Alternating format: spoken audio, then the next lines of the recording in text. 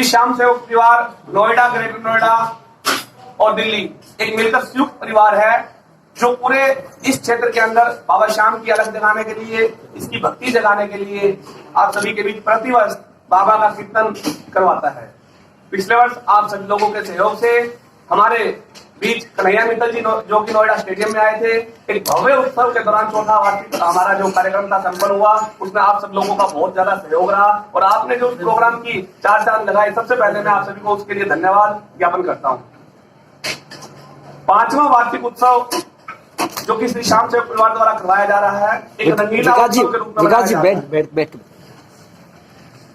जी भैया, 5वां जो हमारा वार्षिक उत्सव है रंगीला उत्सव के रूप में मनाया जा रहा है, जिसकी थीम है हमारी समुद्र मंथन की थीम।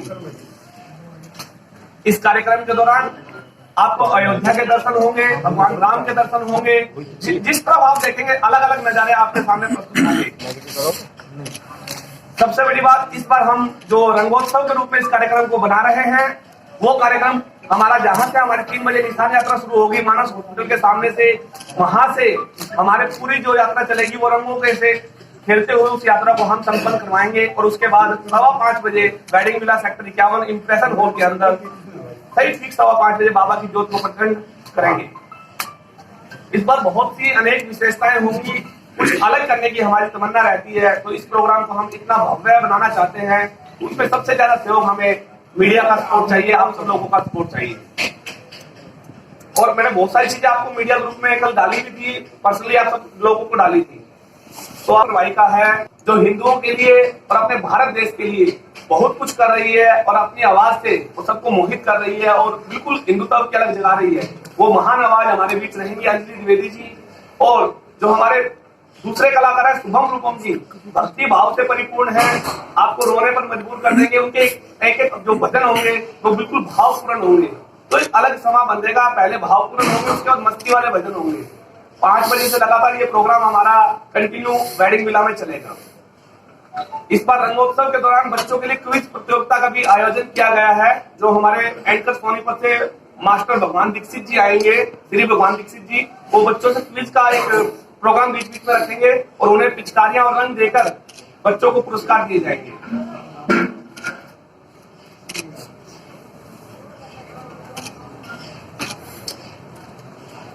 का है वो हमारा यूएई से हमने स्पेशल इत्र बाबा के लिए मंगवाया है, और जो श्रृंगार होगा वो कलकत्ता के स्पेशल फूलों से बाबा का भव्य श्रृंगार और ड्राई फ्रूट की मालाओं से बाबा का भव्य श्रृंगार होगा। जब बाबा को जहां स्थापित किया जाएगा वो सीन होगा समुद्र मंथन का सीन, जिसमें 20 फुट ऊंचे और 15 फुट चौड़े शेषनाग का एक दृश्य आपके सामने प्रस्तुत किया जाएगा, और उसके बैक साइड में चलते हुए पानी की झलक आपको ब्लू कलर की नजर आएगी, जिससे बाबा उस समुद्र के अंदर, समुद्र मंथन के अंदर भगवान कृष्ण के रूप में और भगवान राधा के रूप में हमें साक्षात रूप में वहां हमारे बीच विराजमान रहेंगे। इस तरीके से हमने एक विशेष कार्यक्रम करने की एक योजना बनाई थी, और जो 15 फरवरी को आप सबके बीच होगा, एक अलग उत्सव के रूप में एक नया उत्सव बनाने के लिए हमने इस कार्यक्रम को आयोजित किया है। भगवान करेगा तो हम छठा उत्सव और भव्य बनाएंगे, और जैसा आप लोग चाहेंगे उससे भी सुंदर हम करने की कोशिश करेंगे। जो भी हमारे वो भी लगभग 211 पेजों का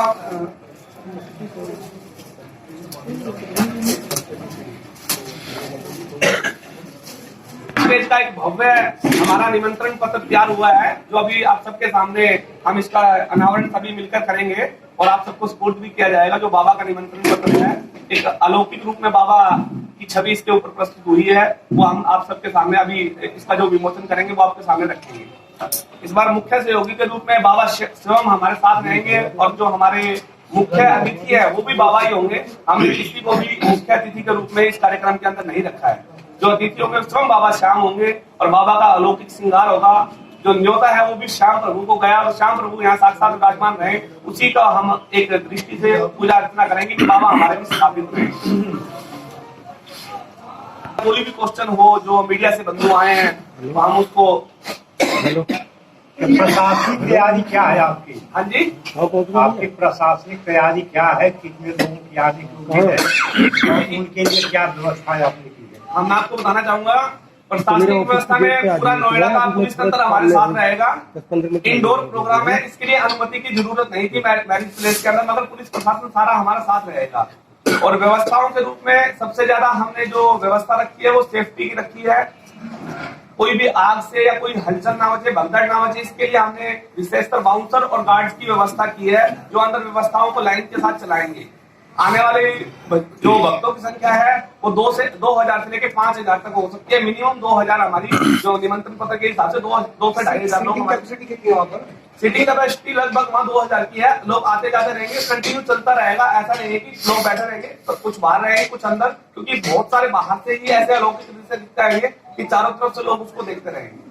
पार्किंग की व्यवस्था, पार्किंग वैले पार्किंग की हमने पूरी व्यवस्था दी है। जितनी भी गाड़ियां आएंगी वैले वाले उसको संभालेंगे। तीनों जो जितने भी 3 वैले वाले वहां लगेंगे तो सारी गाड़ियों को संभालेंगे वहां।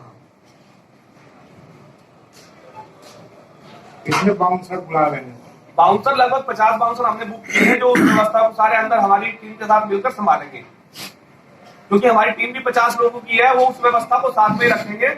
हम इस बार कोई भी आगे ना जाकर हम सारे जो, क्योंकि पिछली बार कुछ अव्यवस्थाएं हुई थी, उसके मद्देनजर हम लोग गेट पर ही रहकर सभी व्यवस्थाओं को संभालेंगे। और एंकर भी इसीलिए हमने बाहर से इस बार बुलाया है कि हम मंच पे ना जाकर आम लोगों के साथ अपनी व्यवस्था को बना सकें। कार्यक्रम का समय क्या रहेगा, कितना से कितना? कार्यक्रम जो मुख्य हमारा निशान यात्रा का कार्यक्रम है, जो झंडे लेकर हम लोग चलते हैं पहले बाबा को रिझाने के लिए, मनाने के लिए, तो वो 3:15 बजे मानस हॉस्पिटल सेक्टर 52 के सामने से हम चलकर सेक्टर 51 मैन रोड से होते हुए हम वेडिंग विला पहुंचेंगे, जहां रंगोत्सव का एक भव्य कार्यक्रम साथ साथ हमारे चलता रहेगा। उसके बाद आतिशबाजी का कार्यक्रम, जो हमारा वेडिंग विला है उसके बाद वेडिंग विला के बाद आतिशबाजी का कार्यक्रम किया जाएगा। और उसके बाद अंदर एक भव्य अलौकिक नजारा आप सबके सामने होगा। अरविंद जी ने सवाल भी पूछा तो हमें कितने खर्च करने हैं? वाली बात तो बजट को, ये जो बजट देता है वो बाबा देता है, समाज से हम कहीं भी कलेक्शन नहीं करते।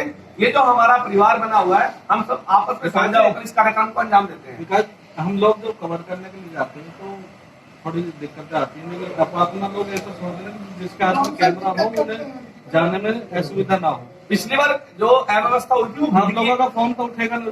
रीजन ये हुआ था कि हम लोग गेट पे ही रहेंगे, इस बार हम गेट पे ही रहेंगे। पिछली बार जो अव्यवस्था हुई थी वो भीड़, अनियंत्रित भीड़ हो गई थी, और भीड़ भी इतनी कि सबको वीआईपी लॉन्ज में ही आना है, पीछे किसी को नहीं जाना है। क्या इस बार भी इस तरह के कार्ड है? नहीं, कोई वीआईपी कार्ड नहीं, लाइनिंग है, कार्ड नहीं है, कोई कार्ड नहीं है। अच्छा, हाँ जी, इस बार कोई कार्ड सिस्टम नहीं रखा है। हम लोगों को तो सबसे आगे जाना पड़ता है हमारी, क्योंकि हमें भिक्षा करनी होती है, इसलिए हम उसके लिए 2 आदमी हम आपको मीडिया के हमने 2 जो हमारे मेंबर है 2 बंदे बनाए हैं, वो मीडिया को संभालेंगे। जिसके हम एक वो देखेंगे जिसके हाथ में भी कैमरा हो, तुरंत उसको कोई मीडिया कार्ड की जरूरत नहीं है। जिसके हाथ में कैमरा होगा या बताएगा कि मैं प्रेस से हूँ, तो वो उसको आगे लेके जाएंगे।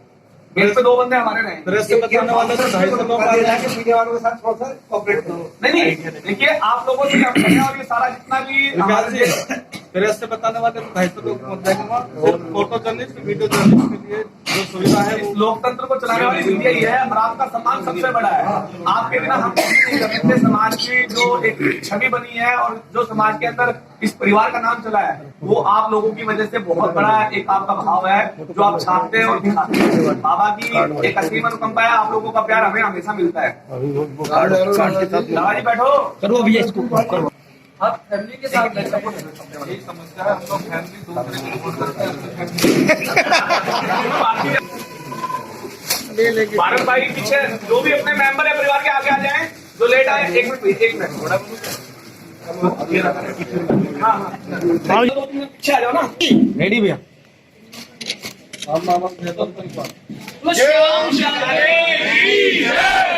हारे के सहारे की जय, बोलो हारे के सहारे की जय, वो ईमानदारी की जय।